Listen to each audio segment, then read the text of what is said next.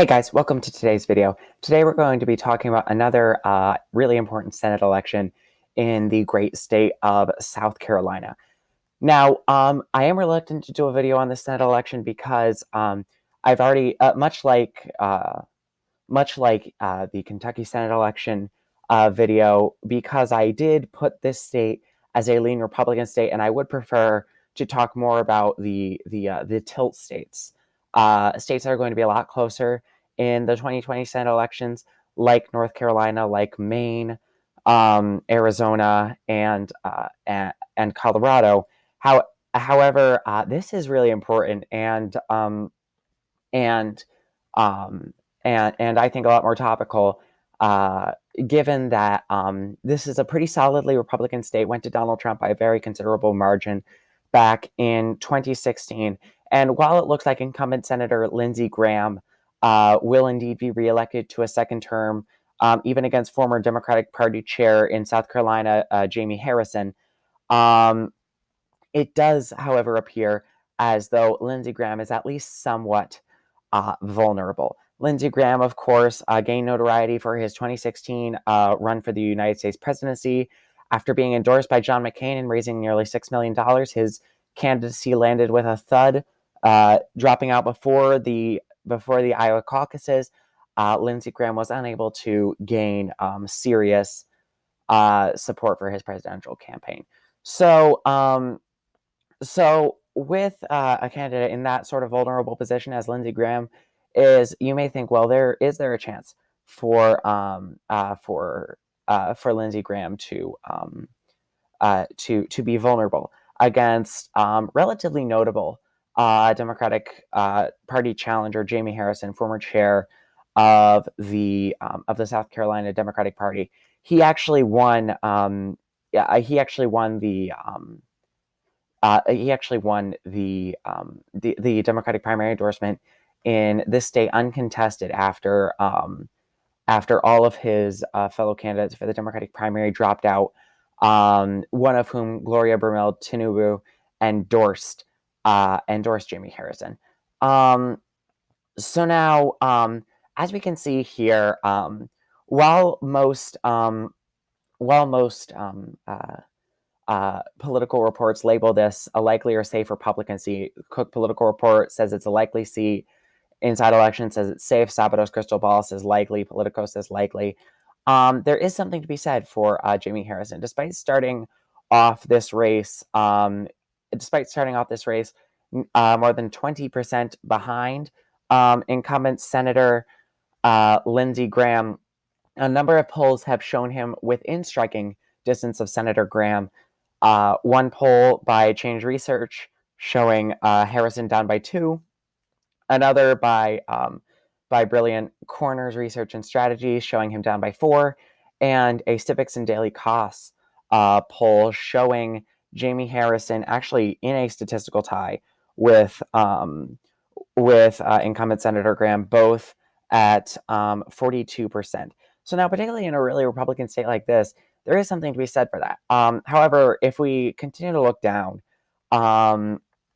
against a generic Democrat in the same Change Research in a Change Research poll, 51% of South Carolina voters said that they would likely vote for Lindsey Graham, compared to 36% for a generic Democrat.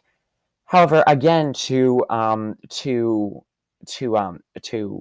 Jaimie Harrison's credit, according to one poll by Emerson back in February of 2019, only 47% of South Carolinians said that they thought that Lindsey Graham deserved to be reelected, compared to 52% that said that he does not. A Change Research Post and Courier poll showed even worse numbers for Senator Graham. 37% saying that he does not deserve to be reelected. That he does deserve to be reelected. I'm sorry. 37% saying that he does deserve to be reelected. 53% saying that he does not deserve to be reelected. So it is clear that there is something to say for Jaimie Harrison, despite Lindsey Graham being a 3-term incumbent. There is something different about 2020, where he does not seem to stick as well with voters as much as he used to, including winning the 2014 South Carolina Senate election by more than 15.5%. And if we look here in the fundraising in the first quarter of 2020, Harrison outraised Graham $7.3 million to $5.5 million.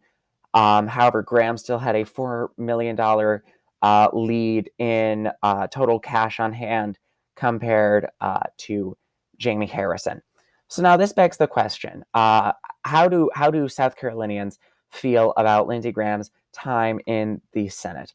And overall, during his time in the Senate, he has, at least since 2017, according to this Morning Consult poll, Lindsey Graham has stayed relatively in the good graces of South Carolina voters, despite being on average having a net approval amongst Democrats on average of negative 39%. Graham finds himself with a net approval of Republicans of positive 63%, and independents positive 1%. And that's going to be really important, particularly in a year like this, with high voter turnout due to the presidential election. Lindsey Graham's approval ratings have ranged from anywhere from in quarter one of 2018, he was about even 41% of South Carolinians saying that they approved of him compared to 41% who said that they did not, to at one point in 2018, quarter four of 2018, 51% of South Carolinians saying that they approve of him, 32% saying that they do not. Interestingly enough, the fourth quarter of 2018 was when now Supreme Court Justice Brett Kavanaugh was being confirmed to the court, and Lindsey Graham was one of his staunchest supporters in the Senate, even as Kavanaugh faced accusations of sexual impropriety. So part of that is because of Lindsey Graham's close ties with Donald Trump. At one point, Lindsey Graham was considered a possible contender for vice president on a ticket with Donald Trump. Now, that was early in the Republican primaries before any state had actually begun their voting process. During the primary season, the relationship between the two soured. However, since then, Lindsey Graham has become one of Donald Trump's staunchest supporters in the Senate. Now, depending on the area, that plays the way that plays to voters is very different. So now, to what extent has Harrison's campaign gained momentum? Well, he has gained the support of former Secretary of State Hillary Clinton, Kamala Harris, Cory Booker, both senators currently in the United States Senate, and former Vice President and Democratic nominee for President of the United States, Joe Biden. However, that has not translated as well in terms of fundraising. As we can see, according to the most recent report from the campaigns, Lindsey Graham raised $25,248,000, spent $11,768,000, and still has just under $14 million on hand, compared to Jaimie Harrison, who has raised just under $19 million. He did spend about $400,000 more than Lindsey Graham did, leaving him with only $6,724,000 on hand. Now, for a campaign that is likely going to drag on and continue to be competitive into November, that plays into Lindsey Graham's advantage. He has a larger war chest. He has decently high approval ratings, enough to get reelected. And even though most South Carolina voters, according to available polls, don't believe that he deserves to be reelected, they do seem to be breaking in Graham's way, particularly independent voters who, despite Lindsey Graham being a rather polarizing figure, still break in favor of Lindsey Graham slightly. Now, as many of you will know, South Carolina is one of the most Republican states in the nation. The last time that South Carolina went to a Democrat was in 1976, when Jimmy Carter carried it, as well as a number of other southern states that have still not ever gone back to blue since 1976. Now, if we look at if we look at the trends, the Cook Political Report's partisan voting index map, we see that South Carolina is another state that is rather polarized, much like Alabama, which we talked about yesterday.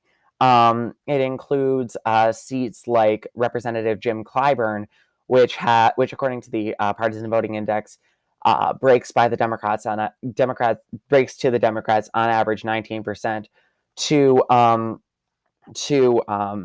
South Carolina's third district, represented by Jeff Duncan, which, according to the partisan voting index, breaks in favor of the Republicans by an average of 19%. Now, South Carolina is an interesting state to look at, particularly because of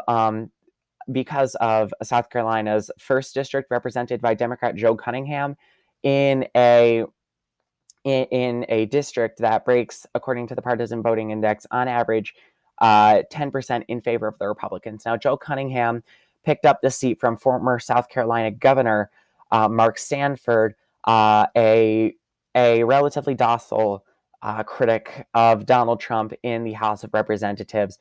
Donald Trump endorsed Mark Sanford's primary opponent, a staunch Tea Party pro-Trump Republican who ended up losing to Cunningham in the general election. So even though this district tends to break relatively Republican, it did go to the Democrats in 2018. And if Jaimie Harrison is able to replicate that sort of sentiment in South Carolina's first district, or even in closer areas like South Carolina's fifth district, represented by Ralph Norman, that according to the partisan voting index, breaks Republican on average by 9%. It encompasses major urban areas like Greenville, South Carolina. If he's able to replicate that sort of dissent with Lindsey Graham, as Joe Cunningham was able to do in South Carolina's first district, if he's able to buck the trend of South Carolina as a pretty staunchly Republican state, which he seems to be doing a pretty good job of, and he's able to attack Lindsey Graham on his close ties to Donald Trump, that could play very well for Jaimie Harrison, and could see this race come down to the wire, or even possibly end in a Jaimie Harrison endorsement. However, right now, just due to the overall state lean, due to